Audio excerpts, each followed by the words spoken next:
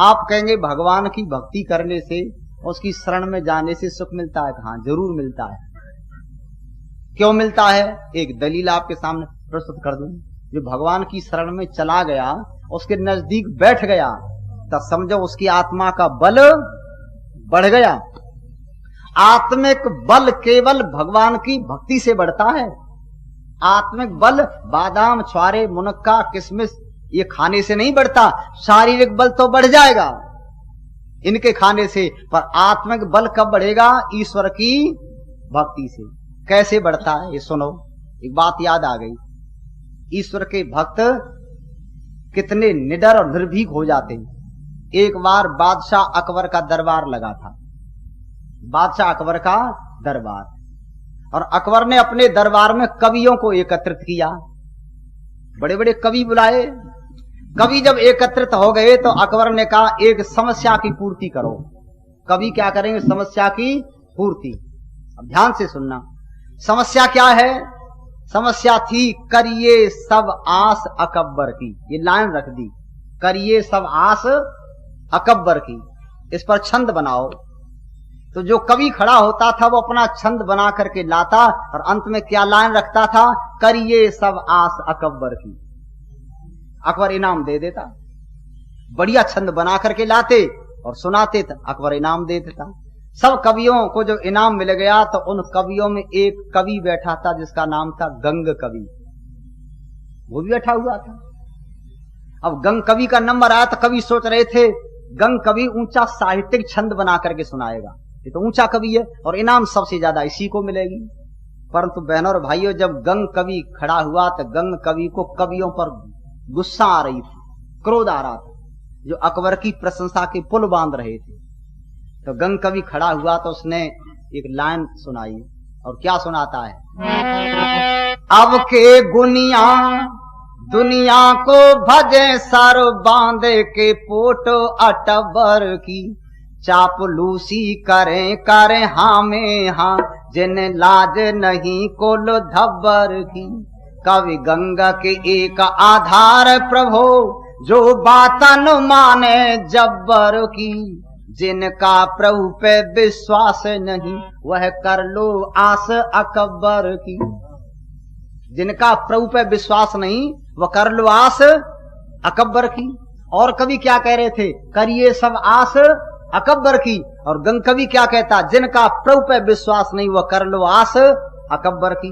जो ईश्वर को न मानते वो अकबर के गीत गाओ, ये मतलब था। अकबर को अब इनाम देना कहा रहा, क्रोध आ गया कि ये तो ईश्वर के सामने मुझे कुछ समझता ही नहीं, अब इसको इनाम दी जाए। अकबर ने तुरंत घोषणा की, हाथी को लाओ, हाथी के पैरों के नीचे गंग कवि को कुचल करके खत्म करो। मैं इसको देखना नहीं चाहता, ये तो ईश्वर के सामने अकबर को कुछ समझता ही नहीं। हाथी मंगाया गया उसे कुचलने के लिए, मारने के लिए। जब हाथी लाया जा रहा था, सब कवि कहने लगे गंग तुमने ये क्या बीज बो दिया, अपनी मौत अपने आप बुलाई। जरा सी तारीफ कर देते इनाम मिल जाती, बहुत मिलती, पर तुमने क्या किया है? तो गंग कवि उस हाथी को देख करके हंस रहा था। अकबर कहने लगा हंसता क्यों है, हंसता क्यों है? तो गंग कवि कहने लगा इसे देख के हंसता जो आ रहा है, कहिए तो तेरे मारने को बुलाया है, तेरे मारने के लिए हाथी को बुलाया गया है। तो गंग कवि कहने लगा तुम बादशाह तो हो गए, पर तुमको यह पता नहीं ये हाथी क्यों आ रहा है। कहने लगा तेरे को मारने को बुलाया, ये तो हमने मंगाया गया है, हमने मंगाया है, मारने को आता है। तो गंग कवि कहने लगा ये तुमको पता नहीं ये हाथी आता क्यों है, क्यों आ रहा है? कहने लगा क्यों आता है तू बता। तो उसने एक छंद और बनाया, और क्या कहा?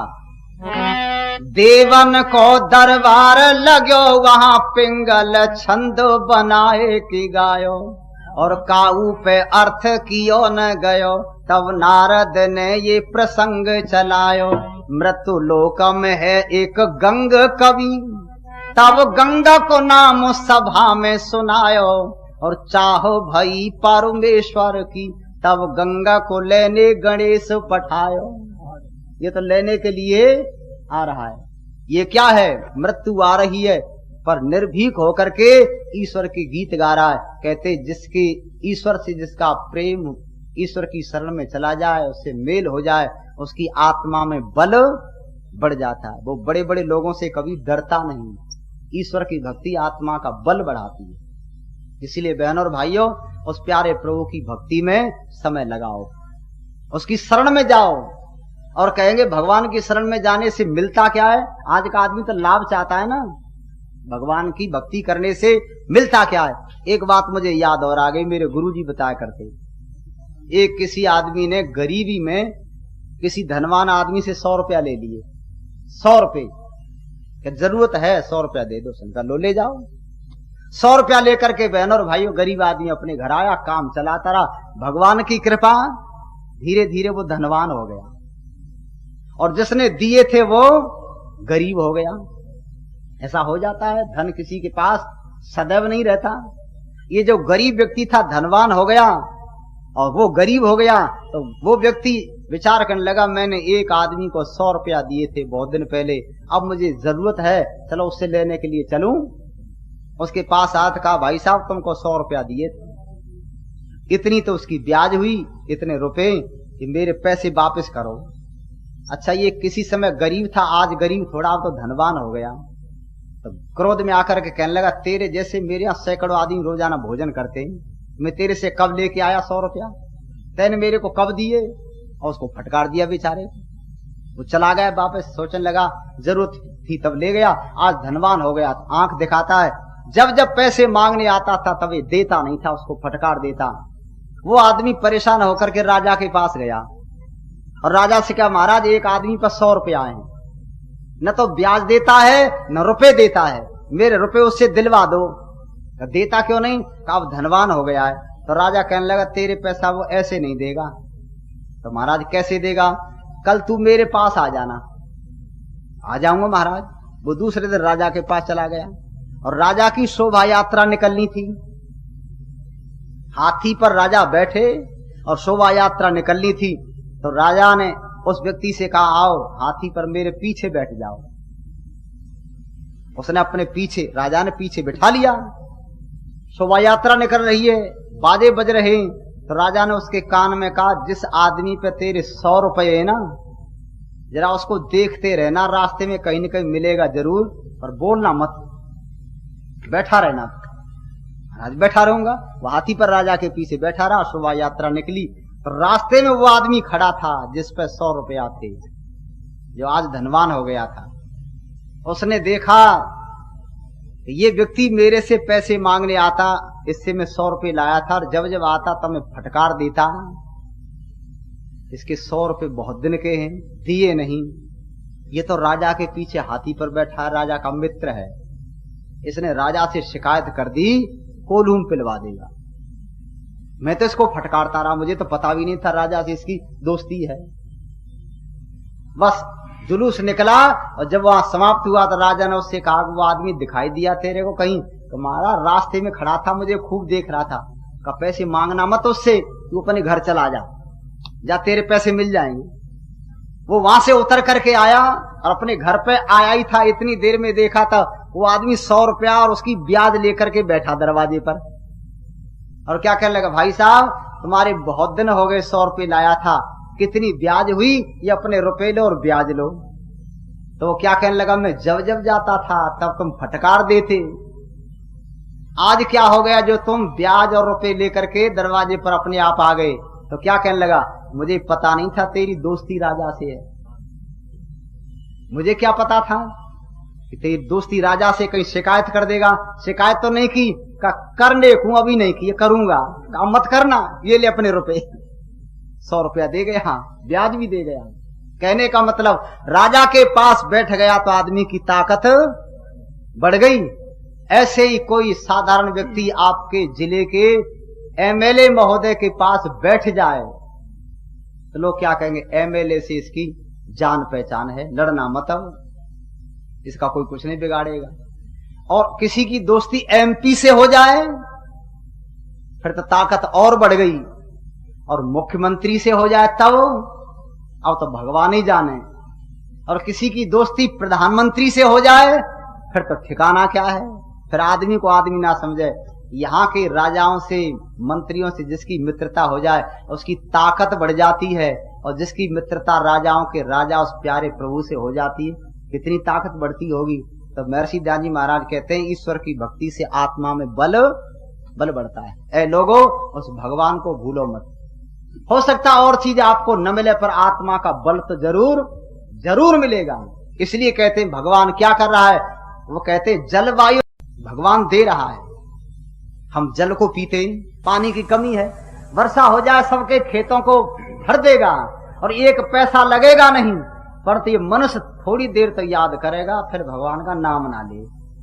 और लोगों ने क्या किया, लोगों ने कहा भगवान है ही क्या, हम तो धरती में ट्यूबवेल लगाएंगे, चाहे 350 फुट पे, 400 फुट पे, 600 फुट पे, कहीं तो मिलेगा, पानी निकाल लेंगे, भगवान की क्या जरूरत है, जरा निकाल के देखो।